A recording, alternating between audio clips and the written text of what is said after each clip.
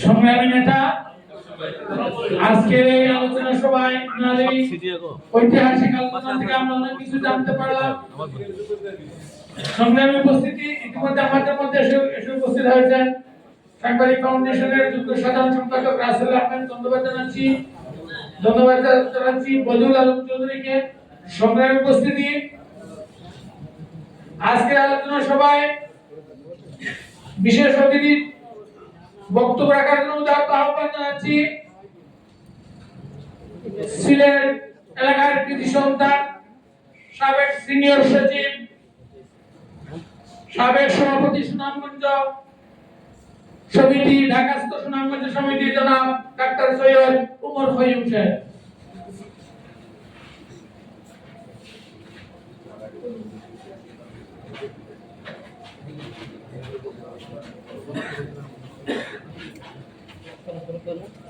আল্লাহ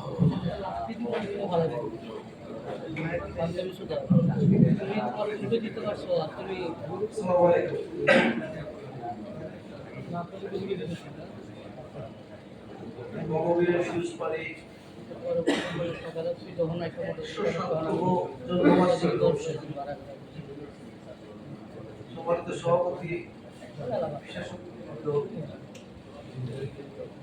আমাদের এই অনুষ্ঠানে আগত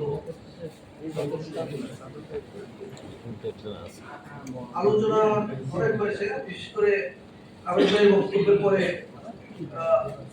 আমার মনে হয় না আমাদের যে তথ্য আদান প্রদান হয়েছে খুব বেশি অগ্রসর হওয়া যাবে। আমি দু একটা বিষয় বলতে চাই এই কারণে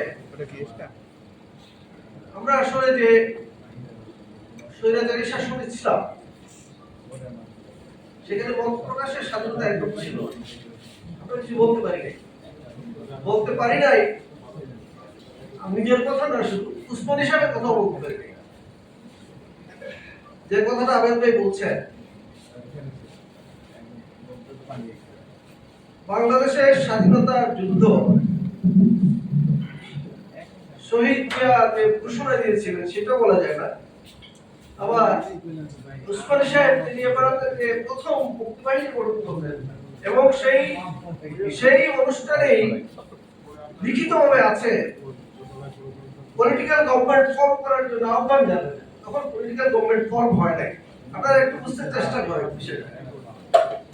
রাজনৈতিক সরকার বা প্রবাসী সরকার তখন গঠন হয় নাই, কিন্তু মুক্তিবাহিনী গঠন হয়ে গেছে, যুদ্ধ শুরু হয়ে গেছে। এবং সেই প্রথম মিটিংয়ে উসমানী সাহেব বলেন কি মুক্তিযুদ্ধের সর্বাধিনায়ক। এখন আমি যদি আপনাদের এই লেখাগুলো দেখি, মহান মুক্তিযুদ্ধের সর্বাধিনায়ক আপনারা বলতেছেন, যদি আমরা কিছুদিন আগে বলতাম সর্বাধিনায়ক বলতে পারা যাইতো না, বলতে হয়তো মুক্তিযুদ্ধের প্রধান সেনাপতি। তো এই পেশটা কেন লাগাইলেন ভাই? কি দরকার ছিল? উসমানী সাহেব সর্বাধিনায়ক কি এমনিতে কেউ কি জোর করে দিয়ে দিছে, নাকি লিখিতভাবে ইতিহাসে আছে? কোনটা? এটা লিখিতভাবে ইতিহাসে আছে। তেলিয়াপাড়া প্রথম সংগঠিত মুক্তি বাহিনী করতে হয়, আপনাদেরকে বলা হয় পলিটিক্যাল গভর্নমেন্ট ফর্ম করেন, এটা দায়িত্ব দেন। আপনারা তো বললেন না, অনেক পরে করেছেন। আমি যদি এর পরে আসি, এর একটা শব্দ নাই, যে শব্দটা হলো জেনারেল। ওনাকে জেনারেল বলতে আপনি কি কর্নেল বলেন কেন? আওয়ামী লীগের নেতারা উসমানী সাহেবকে আপনারা কর্নেল বলেন কেন? আপনারা একটু সিদ্ধান্ত নিয়েছেন, ইতিহাসে আছে উনি জেনারেল, কারণ যুদ্ধ যখন নেতৃত্বের সাথে সে ওনাকে জেনারেল পদবি দেওয়া হয়েছিল। আমরা জানি সেই প্রেসিডেন্ট ছিলেন কে? সৈয়দ নজরুল ইসলাম। আর প্রধানমন্ত্রী ছিলেন তাজউদ্দিন সাহেব। তাজউদ্দিন সাহেব ওনাকে জেনারেল অফিসিয়ালি ডিক্লারেশন দেওয়ার জন্য চেষ্টা করেছিলেন, কিন্তু ভারতীয় বাহিনী ওনাকে জেনারেল করতে দেয় নাই। যদি ওনাকে জেনারেল করতে দেওয়া হয়তো তাইলে সারেন্ডার অনুষ্ঠানে উনি নেতৃত্ব দিতেন, বাংলাদেশের নেতৃত্ব দিতে হতো। এই জিনিসগুলো আমরা আগে বলতে পারি নাই।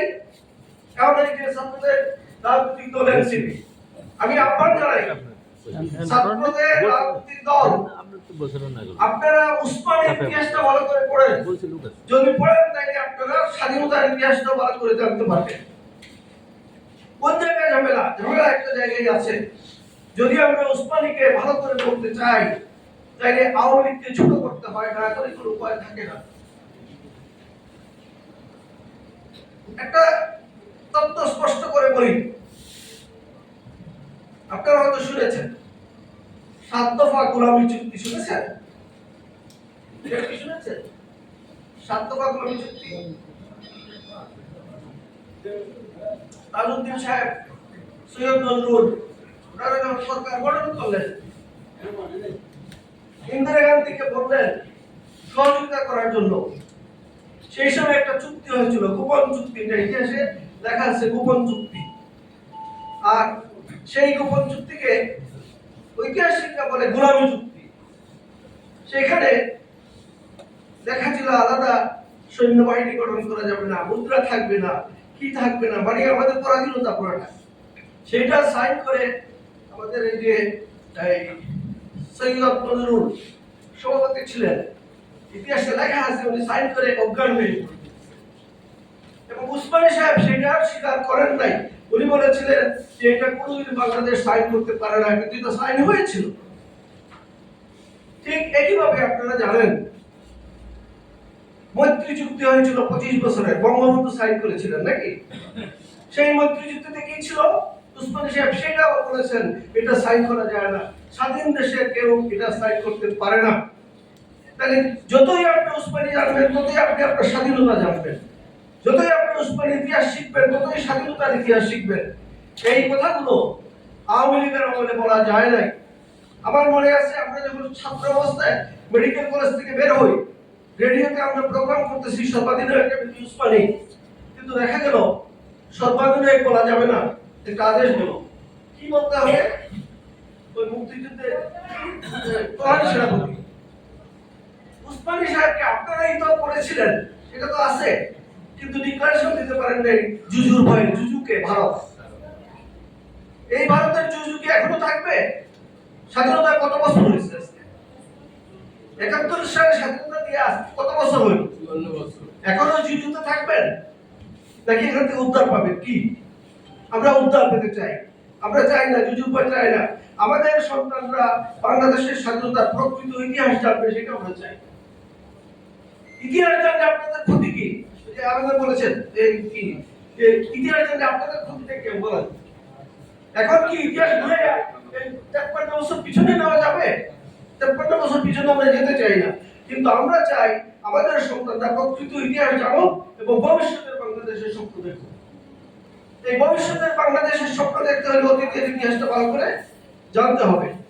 আমি যদি আবার যাই এখানে আপনাদের জেনারেল নাই বঙ্গবীর, বঙ্গবীর আমার মনে আছে স্বাধীনতার পরে কাদের সিদ্দিকীকে আমরা সিলেটে স্টেডিয়ামের মধ্যে সম্বর্ধনা দিলাম, অস্ত্র